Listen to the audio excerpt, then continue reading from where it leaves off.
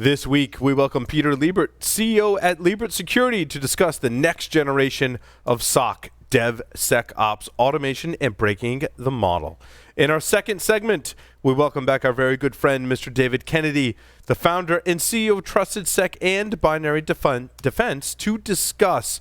We're going to talk about the recent kind of open source permission slip, for lack of a better term, that Trusted Sec has created, in addition to DerbyCon communities.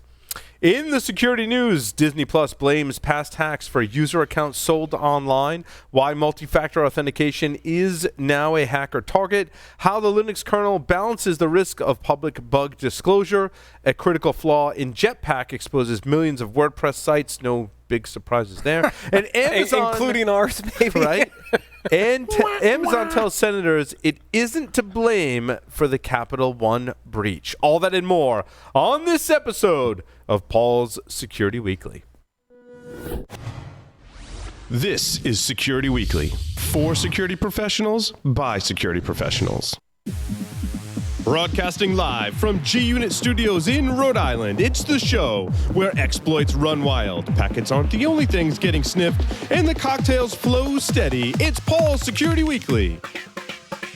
The question is simple. Have any of the systems on my network been compromised? The answer is harder than it should be. Enter AI Hunter. Active Countermeasures has automated and streamlined techniques used by the best pen testers and threat hunters in the industry to create AI Hunter, a network threat hunting solution that does the first pass of a hunt for you to identify systems that are most likely to be compromised and scores the results on a scale from 0 to 100. You can then research those systems in depth with AI Hunter. Focus your valuable time on the systems that need your expertise with AI Hunter. Sign up for a personal demo today at securityweekly.com/ACM.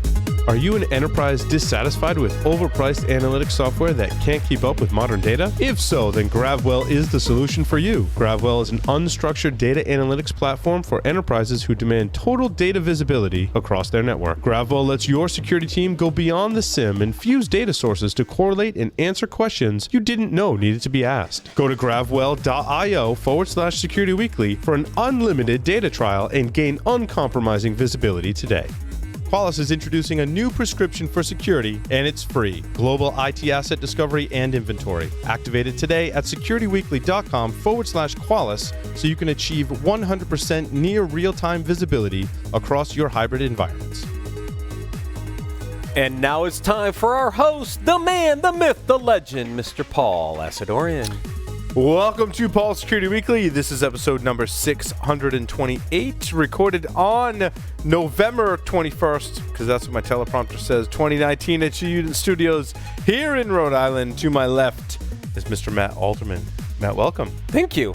So, every time I say this, it's so much more fun to be in the studio. We did a webcast today. We drinks, cigars. Oh, yeah. And Mr. Dr. Comma Strange, Mr. Doug White. Dr. Comma Strange. I like it. I'm there. I'm down with it. You should go with it. This is 2 weeks in a row for you. It is, right? yeah. It's like the FCC will be checking in on us soon. What the heck is that white FCC guy doing doesn't even there? regulate podcasts until Doug comes on. Yeah, no. There's that whole 500 meters away thing. And maybe that was, I don't know. I'm not going there. On the lines remotely, Mr. Tyler Robinson is here with us, broadcasting live from space, basically. Not space today. It looks like space in the background, which sparked a whole pre-show conversation that we just maybe at the end of the show. Tyler, the only thing I want to know is how many NISO shirts do you have and how many different color palettes, because I want to know when we're going to repeat. Well, we haven't repeated yet, so this is an indicator right there. It's a lot of shirts. Mm-hmm. Register for one of our upcoming webcasts.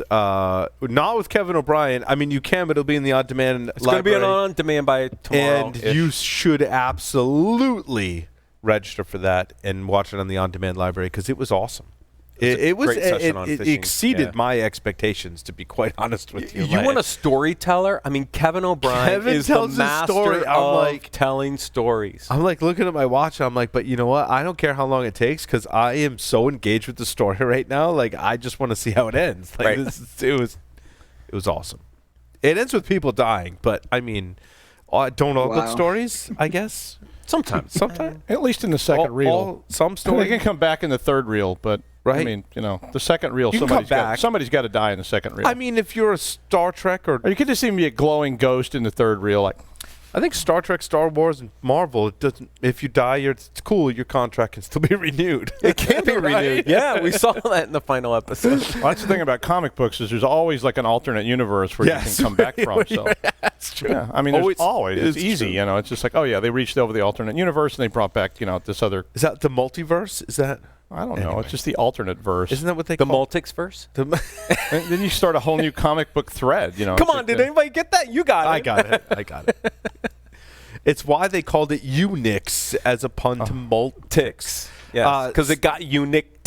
Yes, Oh. so one could say that. Steve Lobenstein of Core Security will be on our final webcast for the year. Go to securityweekly.com, click the webcast drop-down menu, select registration if you'd like to tune into the Core Security one, which you should because we're going to talk about pen testing, which is always a fun topic to talk about. 1 CPE credit per webcast is what you earn through our partnership with ISC Squared.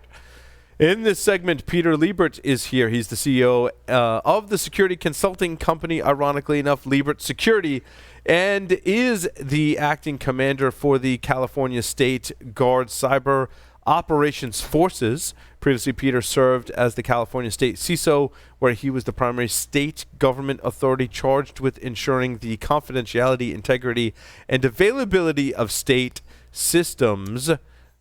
Peter, welcome to the show. Excluding the Thank you. Good to be here.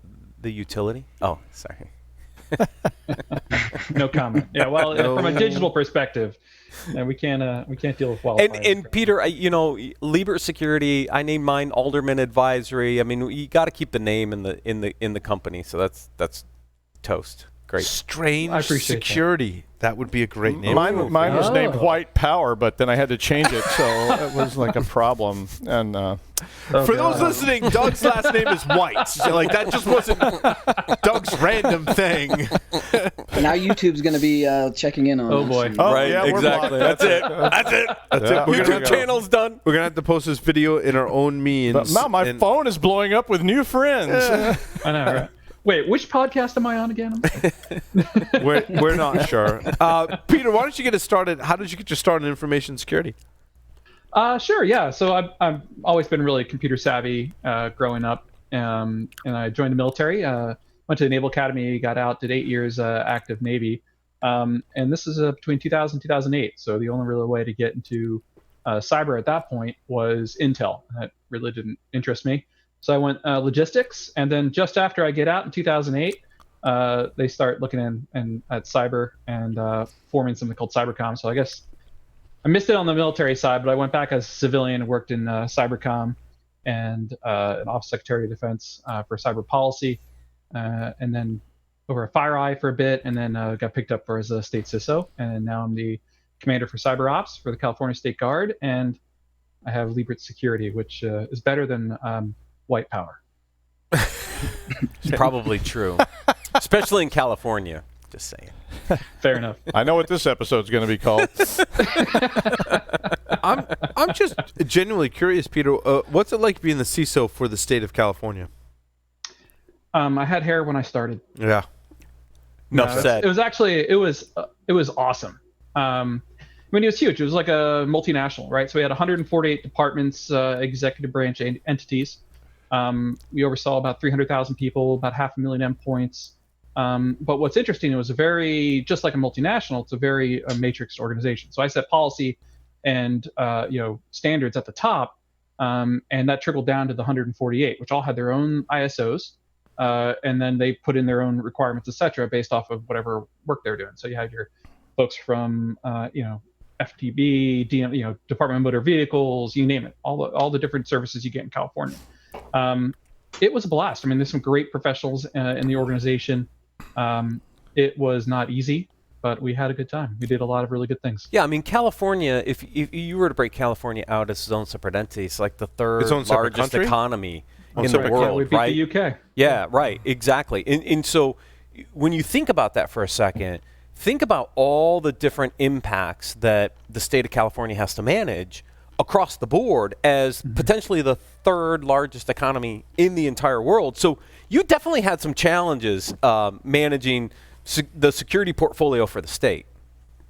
Yes, absolutely. And I think the biggest challenge was, you have 148 ISOs, each in their own individual organizations, and each organization treated security differently. It was like 148 islands, right? So some organizations were just like, you try to go to the CIO or to the director, they'll slam the door in your face. So half my time was trying to deal with those hard rocks of getting in the doors to say, no, you should pay attention to things like phishing and patching, real basics, right?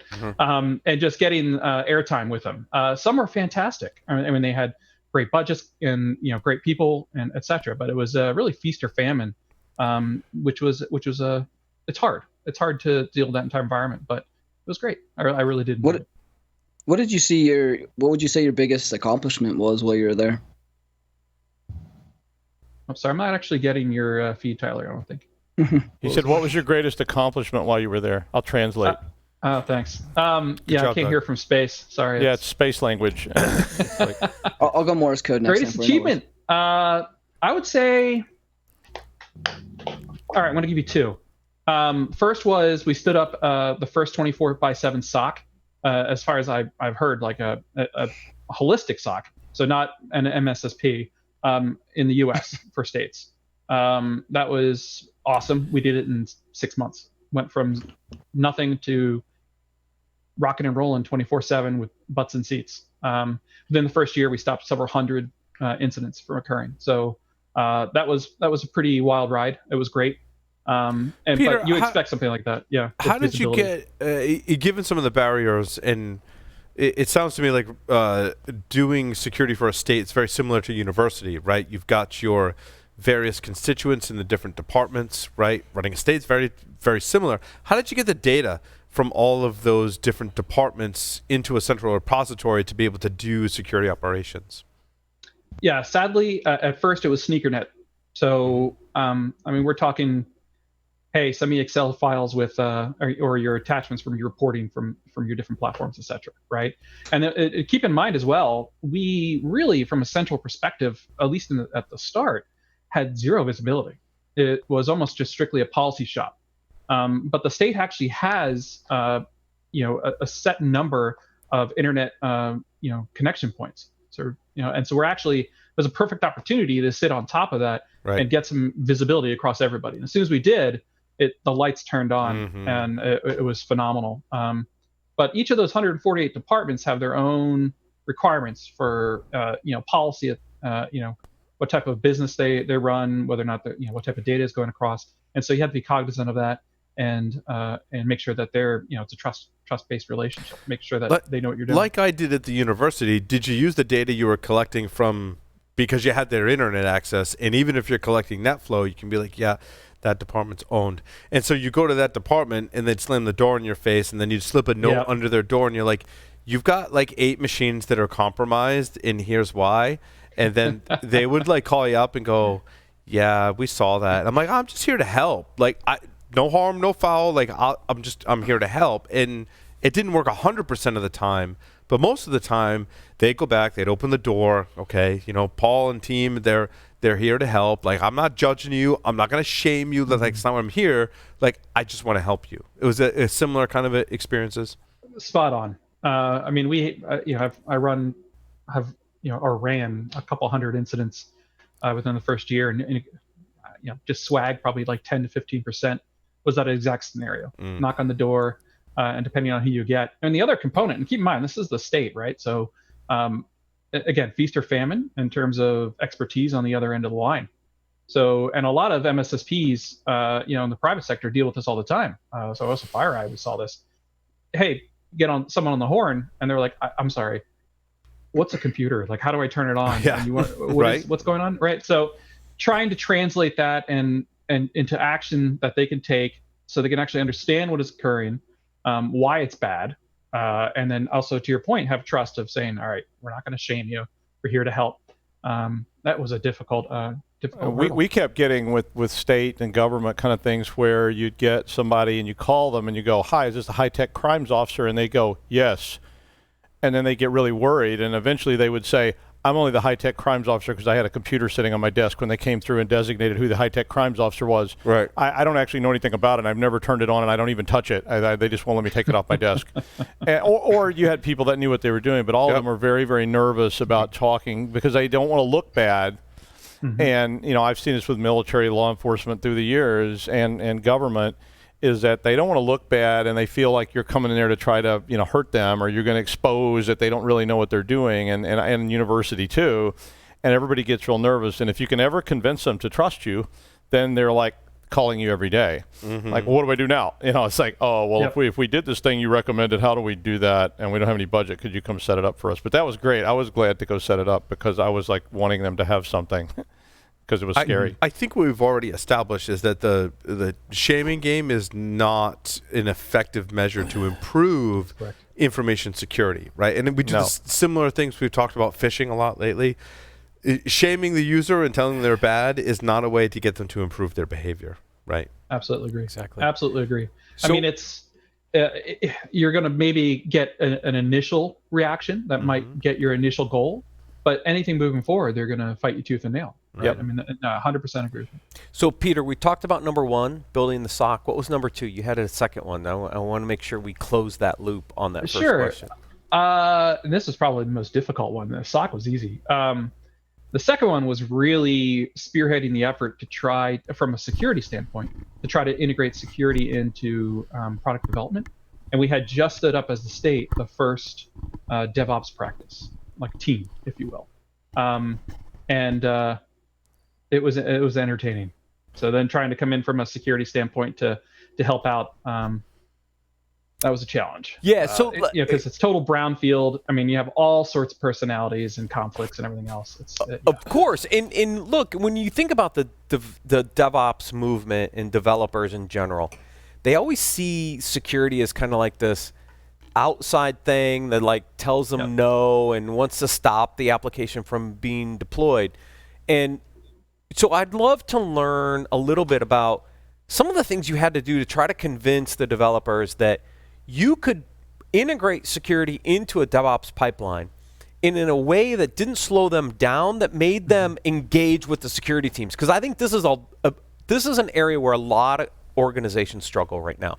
They're all trying to figure out how to integrate with the DevOps teams, and the old ways of being this kind of external entity trying to be at the end of the pipeline doesn't really work, I don't think. So I'd love to dig into that a little more.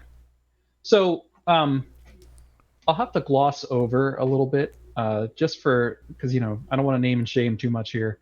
So let me put it this way. So we were brought in 2 weeks prior to going live for the DevOps teams, going gold and actually publishing to external customers. So that was a lesson within itself. So we were able to sit down with them and discuss why that was potentially a bad thing. We also were able to run some reporting within the environment, some vulnerability scans, basic, top 10 type of stuff, and provide the results to them. So the challenge from there was going back to the conversation from a few minutes ago. Are you trying to name and shame us? Are you trying to put the brakes on this, et cetera? You have to say, look, it's getting them to understand the earlier you bring in security, ideally in the requirements building process, right? The better it is going to be for everybody, because this could have easily been addressed with, simple, static and dynamic automated scans. I mean, that you could put it in your pipeline, just how you do code review for a lot of the different tools they're using now. It's simply another test, another automation that they run at certain different gateway points, and then voila, we're all happy, right? So of course, if you go through, months and months of development, and this team was working extremely hard, and there's no doubt about it. And then the last minute you show up and you're like, oh, hey, here's your vulnerability report. Remember all that stuff you're trying to do? Yeah, that you hand them that report, right? You send it to them and go, here, you got to fix all these vulnerabilities before we go live. Right. And the developer's like, oh, come on, I got business requirements. I got to get this stuff out the door. I got to go. I can't look at this report. And so one of the areas where I think we have an opportunity to learn on the security side is how do we integrate certain tools, right? So you talked about a couple of them. I can do a static analysis when I compile code. I can do a software composition analysis potentially when I build the container or the environment. I can do maybe some dynamic testing in the staging testing environment before it goes to production. So I can put in some logical checkpoints along the pipeline that allows me to get some information, pipe that data back into the DevOps teams, give them that visibility early on. You don't mean firewalls. I do not mean firewalls. And give them some of that visibility along the pipeline so that 2 weeks before launch, you don't have this big report of vulnerabilities handed on your plate that has to be done, right? You've got to shift that. You've got to shift that in the life cycle, because traditionally, I know exactly what you're talking about. But like database people have a seat at the table.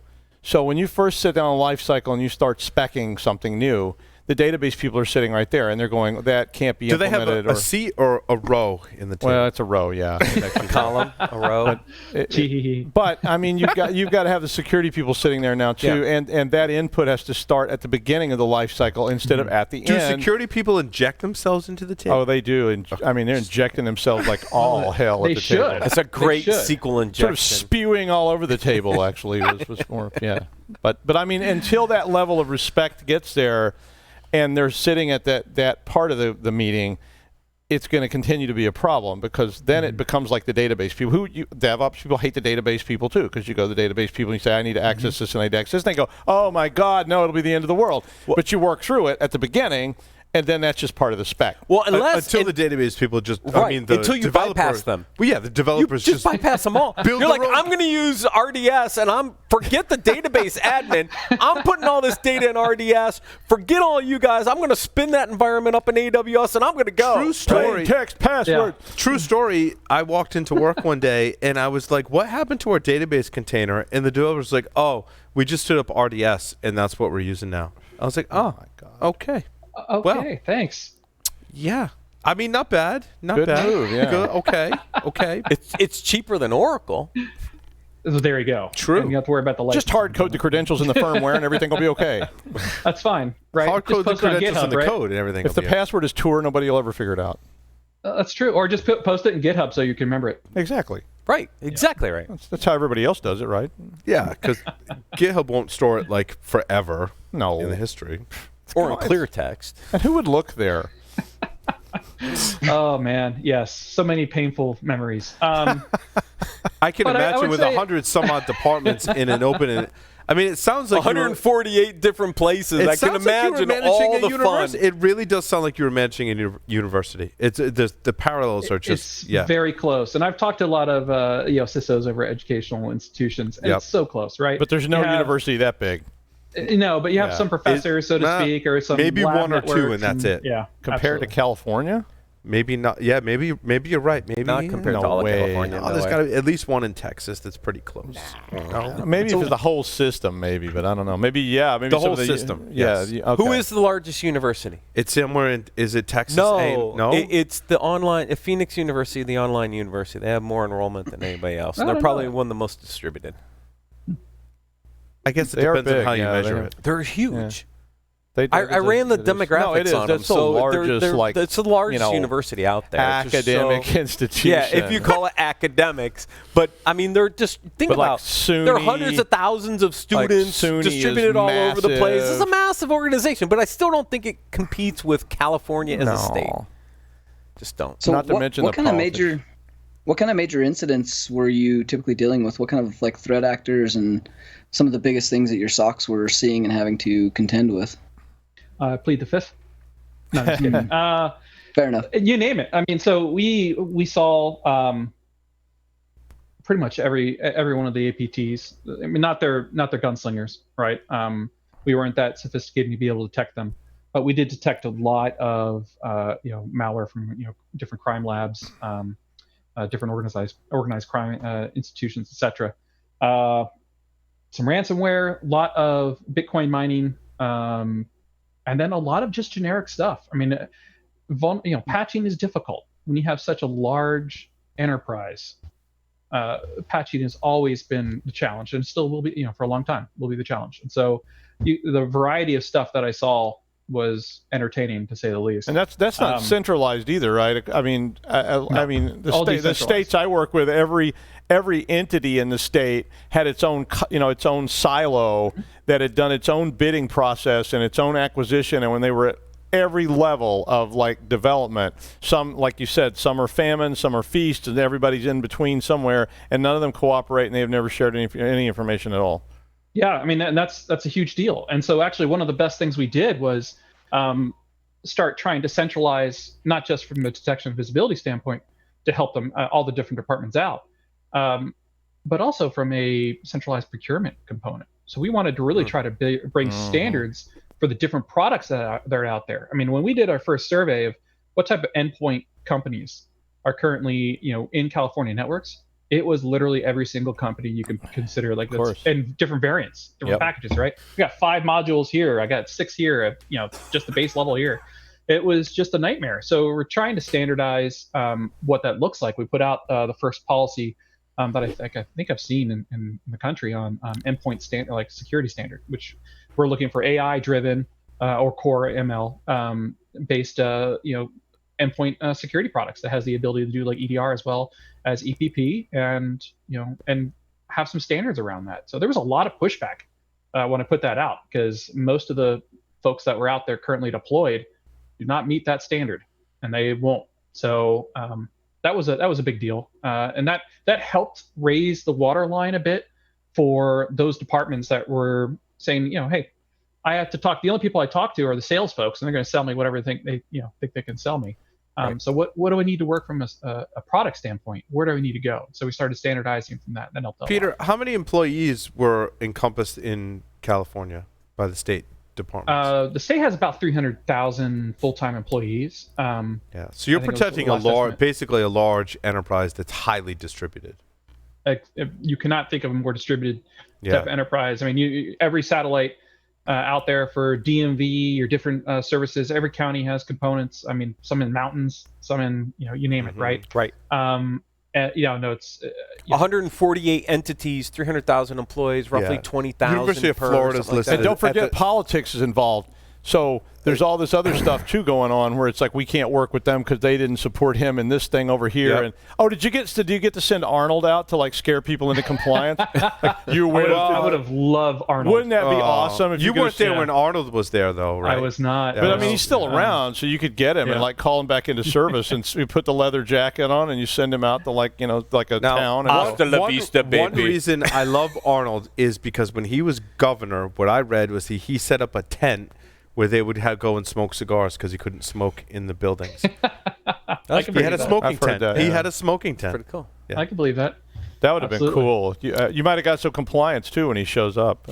So were you able to create some level of centralization from a procurement perspective then within California for the agencies to leverage buying power? Because look, if you're buying 148 different endpoint solutions and 148 different firewalls, and oh my gosh, think about the purchasing power that the state of California should have to kind of at least streamline some costs and create a standard deployment mechanism, right?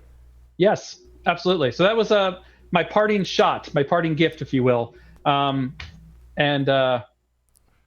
Best thing for the state, worst thing for some of the companies out there. But what we did is we put together, with that standard for endpoint security, we put together a platform called, or a procurement vehicle called SLP, Software Licensing Program Plus. And you can actually Google it. It's on the DGS website.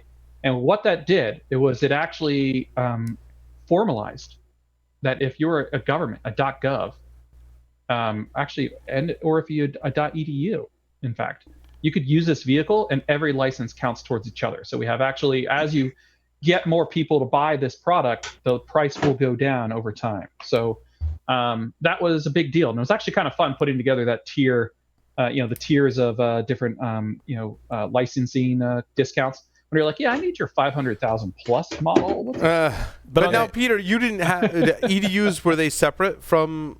They were. Yes, So right? EDUs did not fall under us, but we wanted to make the the vehicle, able to be leveraged by them, and it's also leveraged by counties, cities, really anyone that has the the .gov or a government tie-in, ideally can use this. So it's a SLP Plus. It's great. I've had a ton of good success so far from what I hear. I think it's programs like that are really poised to take on things like ransomware, which you can greatly reduce, not eliminate, but greatly reduce the risk of those types of attacks by standardizing on certain elements that bring the cost way down for the state or at the state and or federal level.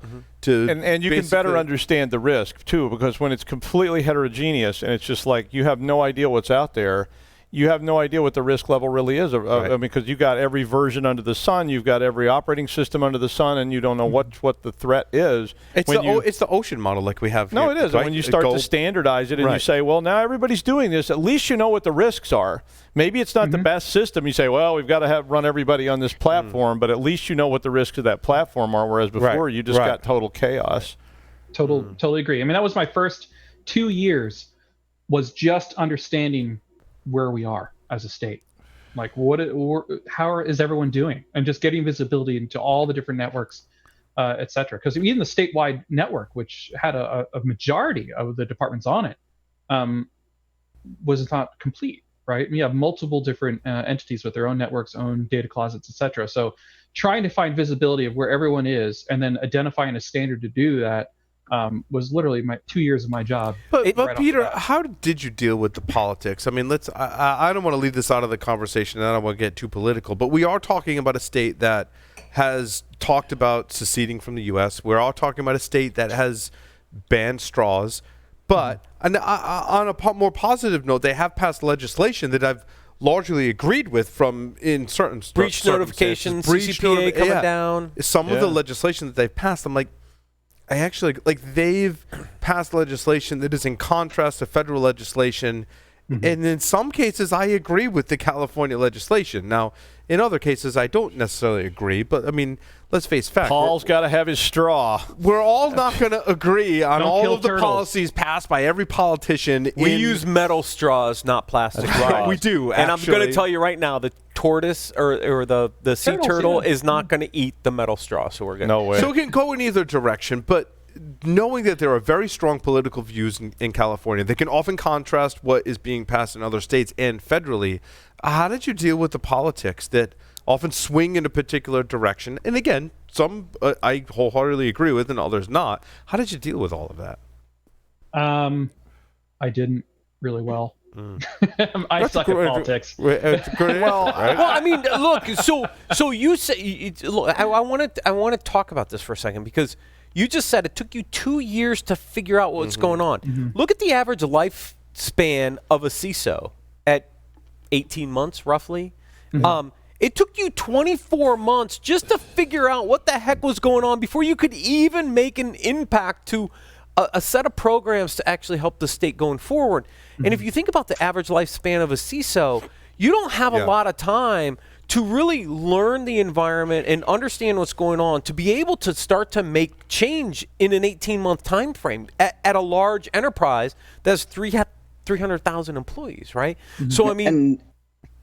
And we wonder why pen testing is such a hard thing, and we don't see change reflected more quickly. We're in there for, 2 weeks, 6 weeks, 8 weeks maybe, and we're passing that down to an organization that may still be just trying to figure out who they are, what they're doing, and we're expecting them to change before the next pen test. And Peter's trying to do an ideological change too. I mean, you were doing an ideological change. This wasn't just like, oh yeah, I'd like to steer the ship a little. This was like, we're not going to use ships anymore. We're going to get off the raft and get on a metal ship. Did you ever consider using some of that to your advantage? And so here's two examples. In some cities or towns in California, you can't smoke a cigar in your car, right? So that's legislation, me personally, I disagree with, right? But California also has passed legislation with respects to vaping. And if you look what happened in Rhode Island, I'd like want to throw up in my mouth a little bit about the legislation, because it's just not based in science or fact. But California passed legislation that there can be 0% lead in any vape device if it's to be sold in California. That, based on science and fact, I completely wholeheartedly agree with, right? That is, to me, a good thing in terms of public health. Did you ever consider kind of using those political models to your favor in terms of providing security for all 148 departments that are largely working for the people to help protect their interests? So I would say when it came to the politics of the job, there was a two-pronged approach. The first was actually counterintuitive. I tried to disassociate from any type of political atmosphere, because but that's a great political strategy, in my opinion, Peter, just from the get-go with cybersecurity. Exactly, right? Agreed. Security should be agnostic to what party you are, right? Or what what your feelings are, or whether or not it should really ideally be the perfect partisan or non-partisan issue, right? I mean, it should be something that everyone agrees with. So I really did our best to tack that on, right? By saying, look, this is purely nothing to do with politics. This is simply good practice and how to do it. Now, the second prong to that approach was, obviously, it's a political organization. I was a political appointee by the governor. So there has to be an element of politics in there. And so what we did is we worked with all the stakeholders to develop what we needed and identify what we needed and pass that up to the governor and through his office. Because the role that I was in was not necessarily directly spearheading a lot of the political, or I wasn't spearheading any of the political efforts, right? But we were helping to inform it, if that makes sense, so that the leadership is able to then say, all right, well, do we need to put something in place here to move it forward? So, and there was a lot of really great ledge that came out, in my opinion, like components of it anyway, like the CCPA and things like that. Right. So I'm curious, did you use the concept of security to safety analogy to help kind of bolster that those activities? Because that would be my take too. Because I would, right? I would totally. I would say, look, this is a safety issue, right? Yes. Privacy public is a safety issue. It's a public safety issue. Were you able to actually make that case for security and talk about the safety of data and the safety of people's privacy as part of that discussion?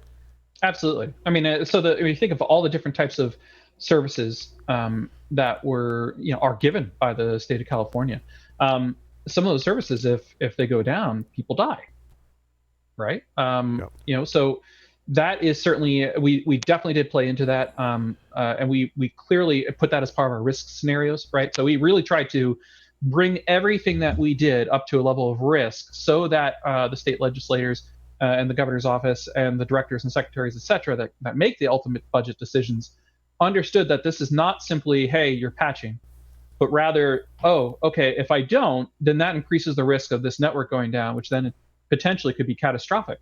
So, I mean, but the thing is, you're absolutely right, but identifying what networks and what services are critical was also an entertaining exercise, right? I mean, and when you looked at, when we started doing the surveys and really reaching out to all the different departments within the first year, I mean, we hit the ground running.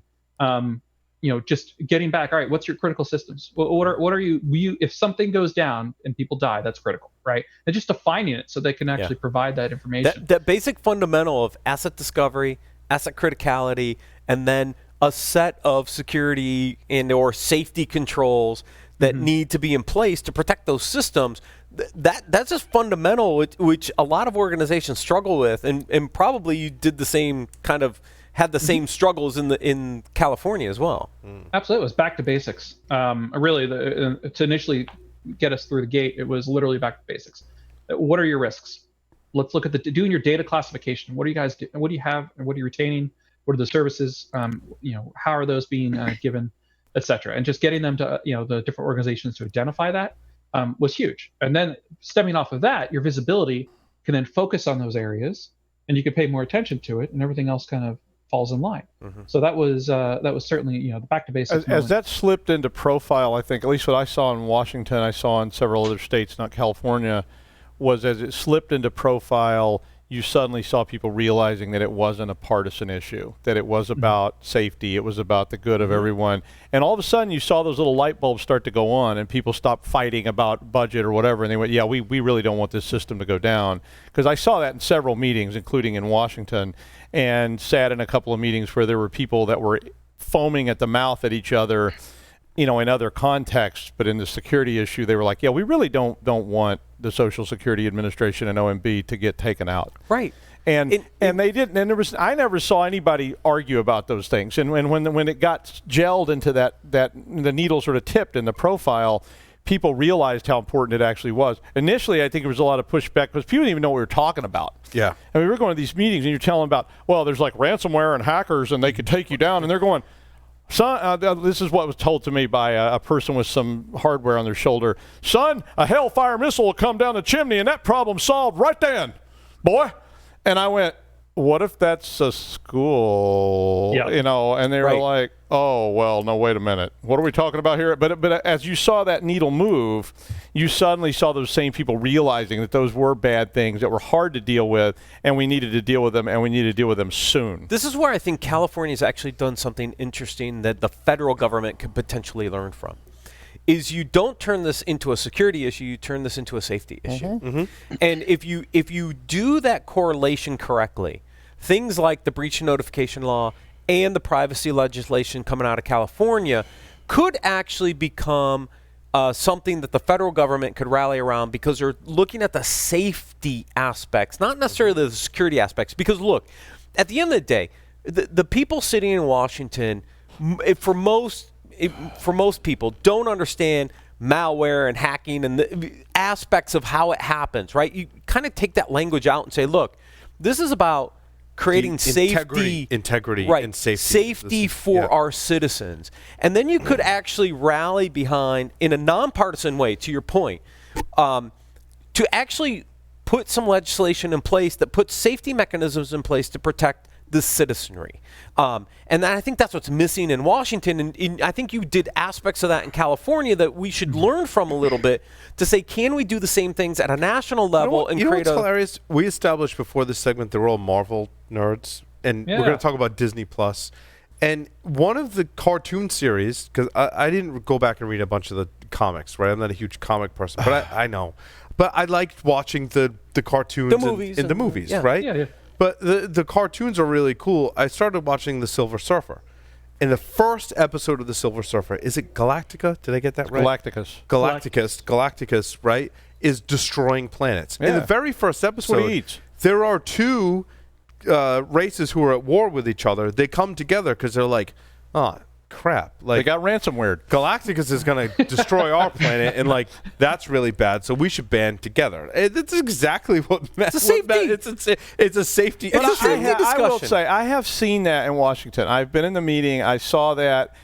There's been some chaos in Washington. We won't get into it. Right. But I mean, before some of this chaos, that stuff was kind of starting to gel. I was in some meetings and people were talking about it. The Congressional Cyber Caucus was talking about it.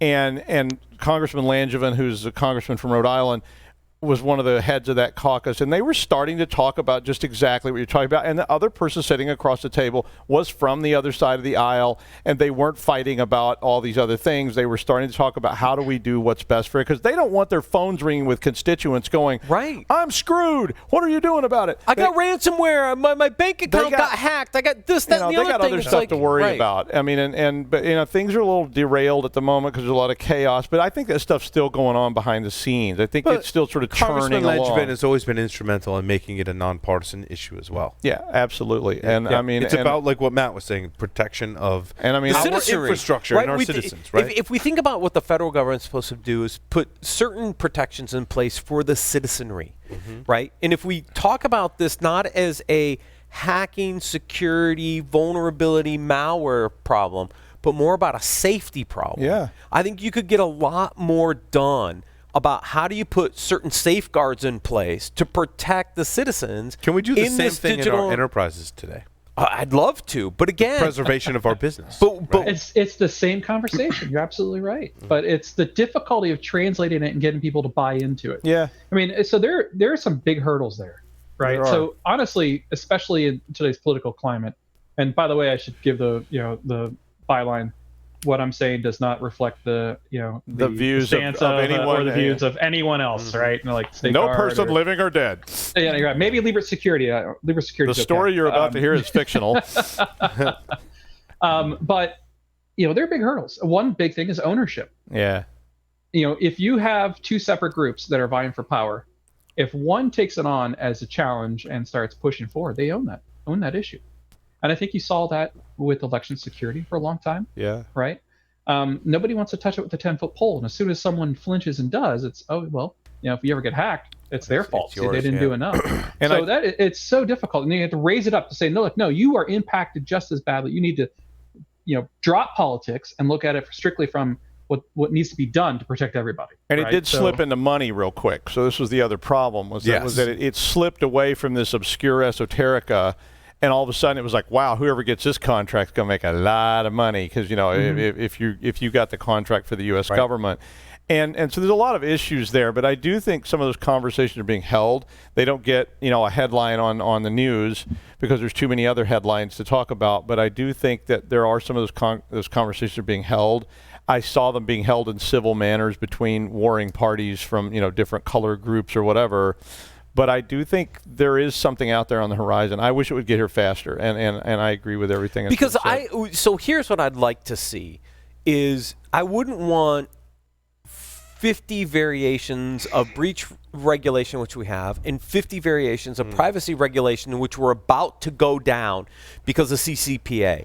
I'd rather the national government put some guidelines in place and maybe some legislation that sets an even playing field so every state can work in a similar way. Because I think what creates challenges is you create 50 variations because the states are doing it, and it's really hard for the enterprise to figure out how to comply with all those variations. We need one compliance standard. Just do it. Just like PCI, but Jeff's not here. But don't you think? I'll say it again. Underwriting is certainly in that mix. I always say that. I mean, it's almost a drinking term.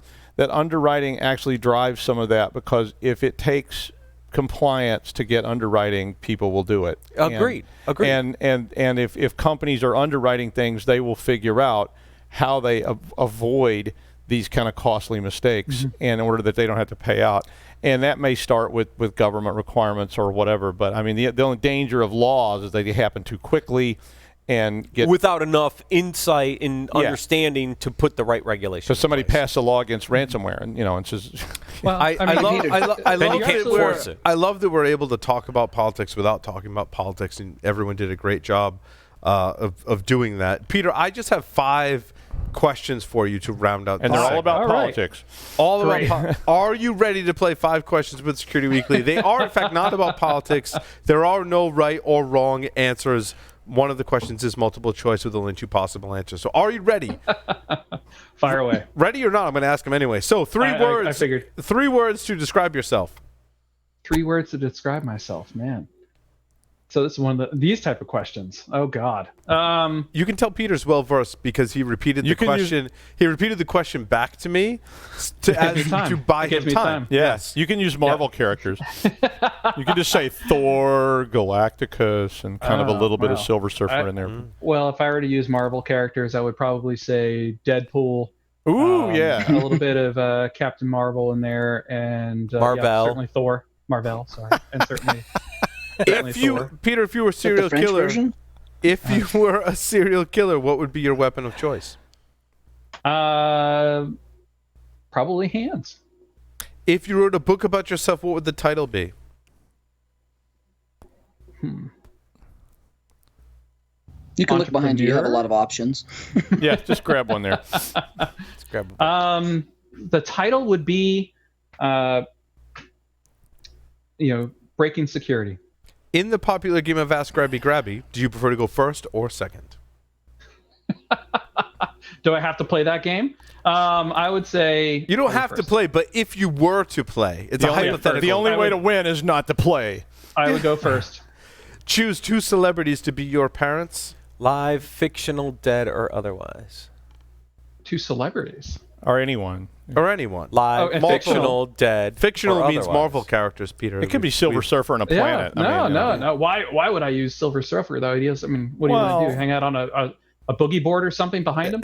I'd go with probably Bruce Wayne, because it's nice to have money and gadgets. Not in gadgets. He's gonna be a tough dad though. He would, but you don't have to worry about having superpowers because he doesn't have any. Yeah, but when that batarang money bashes off your skull because you kept the Batmobile out too late, it's going to be bad. Fair. And then I would say probably Wonder Woman. Nice. Very nice. Peter, thank you so much for appearing on Paul's Security Weekly. Thank you. I appreciate it, guys. With that, we'll take a short commercial break. Come back with none other than Dave Kennedy. Stay tuned.